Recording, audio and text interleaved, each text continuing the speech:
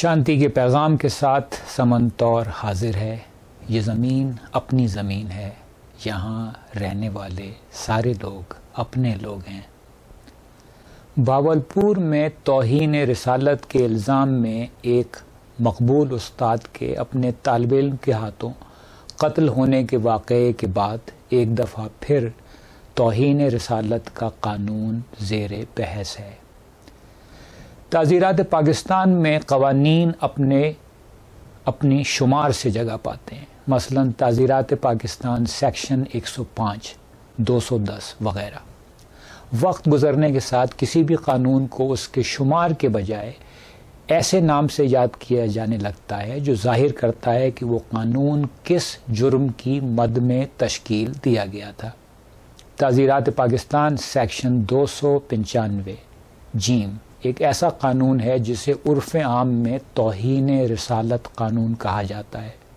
شاید کچھ لوگ ایسے ہوں جو تعزیرات پاکستان سیکشن 295 جیم کو توہین رسالت قانون اس خیال سے کہتے ہوں کہ اس قانون کے ذریعے بظاہر ان لوگوں کی سرکوبی کی جا سکتی ہے جو توہین رسالت کے مرتکب ہوں.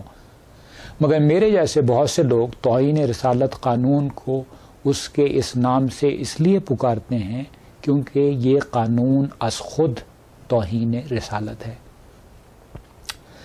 وہ برگزیدہ ہستی جسے ہم رحمت للعالمین کے لقب سے یاد کرتے ہیں، یہ قانون اس پاک ہستی کے نام پہ پاکستانی معاشرے میں فتنہ پیدا کرنے کے لیے استعمال کیا جاتا ہے. یہ قانون لوگوں کو ڈرانے دھمکانے کے لیے، ان کی جائیداد و مال پہ قبضہ کرنے کے لیے استعمال کیا جاتا ہے. پاکستان میں اس قانون کو جن مقاصد کے لیے اکثر استعمال کیا جاتا ہے انہیں دیکھتے ہوئے تعزیرات پاکستان سیکشن 295 جیم کو توہین رسالت قانون کے بجائے طریقہ استحصال اقلیت قانون کہا جائے تو شاید زیادہ مناسب ہو. 8 سے 1400 سال پہلے کا زمانہ اور تھا اور آج کا وقت کچھ اور ہے.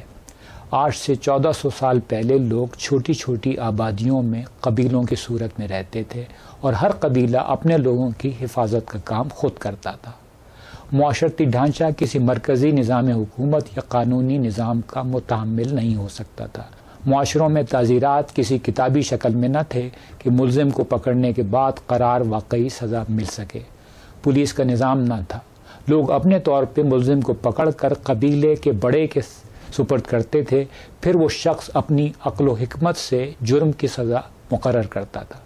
اس بات کا امکان ہوتا تھا کہ اگر مجرم کو پکڑ کر زید کے حوالے کیا جائے تو وہ ایک طرح کی سزا دے گا، اور اگر اسی ملزم کو پکڑ کر بکر کے حوالے کیا جائے تو وہ بالکل دوسری طرح کی سزا پائے گا. آج کی دنیا میں لوگ ایسے معاشروں میں رہتے ہیں جہاں قوانین تعزیرات کی کتابی شکل میں ہوتے ہیں. پولیس کا نظام موجود ہے، ملزم کو پولیس کے حوالے کیا جاتا ہے، پھر ایک عدالتی کارروائی ہوتی ہے جس میں اچھی طرح چھان پھٹک ہوتی ہے کہ آیا ملزم پہ لگایا جانے والا الزام درست ہے یا نہیں. اگر الزام درست ہے تو تعزیرات پڑھ کر ملزم کو قرار واقعی سزا دی جاتی ہے. بہت سے ترقی پذیر ممالک کی طرح پاکستان میں بھی اور دوسرے نظاموں کی طرح عدالت کا نظام بہت اچھے طریقے سے کام نہیں کرتا، مگر ذمہ دار شہری اس صورت میں نظام کو بہتر بنانے کے لیے کام کرتے ہیں، قانون اپنے ہاتھ میں نہیں لے لیتے. اور آخر میں کوئی بھی شخص جو روز عنقریب آنے والی اپنی موت کے بارے میں سوچتا ہے کسی بھی دوسرے شخص سے نفرت نہیں کر سکتا. ایک خوشگوار زندگی گزارنے کے لیے آپ بھی ایسے ہی سوچئے. زندگی رہی تو اگلے شو کے ذریعے آپ سے پھر ملاقات ہوگی.